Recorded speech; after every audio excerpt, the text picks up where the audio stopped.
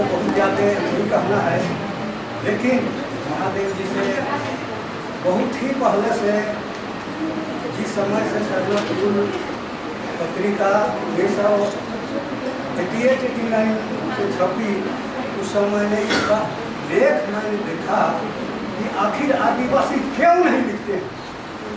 तो मैंने भी विचार किया कि भाई वास्तव में महादेव जी जो एक बात लिखे हैं कि इतने लेक्चरर, प्रोफेसर, डॉक्टर सब हैं, लेकिन आदिवासियों का लेख कोई ना पेपर में ना पत्रिका में कहीं पर लिखने को नहीं मिलता।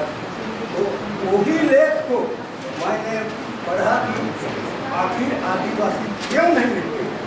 तो मैंने एडी ऑफिस में एक दिशा पत्रिका में दिशा सबको चाहिए, उसी में इस बात को जिक्र किया और महादेव जी को मैं वहाँ लगा गया था।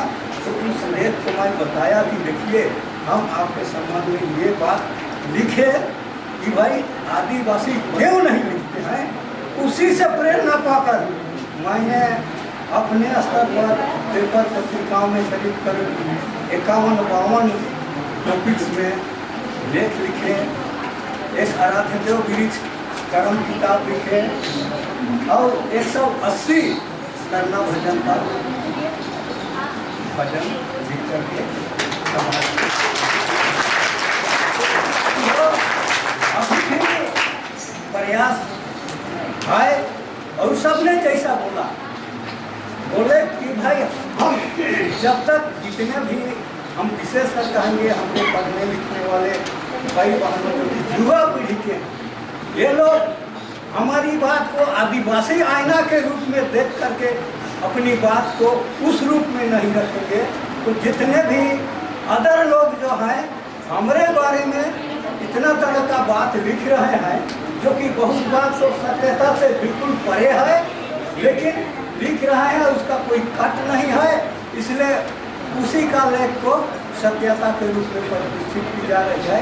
इसलिए मेरा सबों से विशेष अनुरोध होगा कि इस लेखन के कार्य में जितने भी वक्ता सब बोले कि जब तक अपना भाषा, संस्कृति, नेक, दस्तूर, रीत रिवाज, संस्कार, गीत गोविंद, दवा बीरो, ये सबको हम अपने अनुसार नहीं रख के समाज में नहीं स्थापित करेंगे तो हम नहीं बच पाएंगे, या हमारी संस्कृति या हमारी भाषा नहीं बच पाएगी।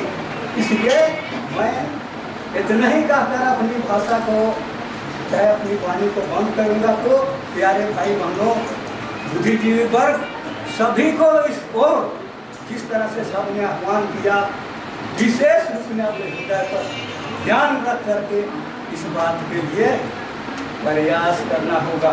कठिनाई तो जरूर है, कोई चीज़ लिखने से बहुत आसान तो नहीं है, उसके लिए बहुत तरह का रिफ्रेंस पढ़ना, लिखना, जुगाड़ करना पड़ता है, लेकिन वैसा करके अपनी सही चीज़ को अपने समाज के सामने रखना बहुत बड़ी चीज़ है। बस मैं इतनी करके अपनी वाणी को विराम देता हूँ। सबको जय धर्म। सब अपने अपने काम करके इतना बड़ा समारोह का आयोजन हुआ और हमारे भाई महादेव टोप्पो जी हम लोग बराबर इसके साथ में PRI में जो भी सामाजिक मुद्दे पर बातचीत होती है बराबर मिलते हैं, और महादेव जी हमको PRI से बराबर न्यू मार्केट चौक तक लाते हैं और इसका संबंध बहुत दिन से हमारे पास का है। और मैंने पेपर में देखा और इसको मैंने धन्यवाद दिया कि भाई महादेव जी आपको बड़ी उपलब्धि मिली। तो चलिए सबके प्रयास से महादेव जी को साहित्य अकादमी दिल्ली में एक सदस्य के रूप में चुना गया। इस बात के लिए हम लोग को खुशी होनी चाहिए और हम लोग को प्रेरणा लेनी चाहिए कि महादेव जैसा ही और हम लोग सबको आगे बढ़ने के लिए कोशिश करना चाहिए।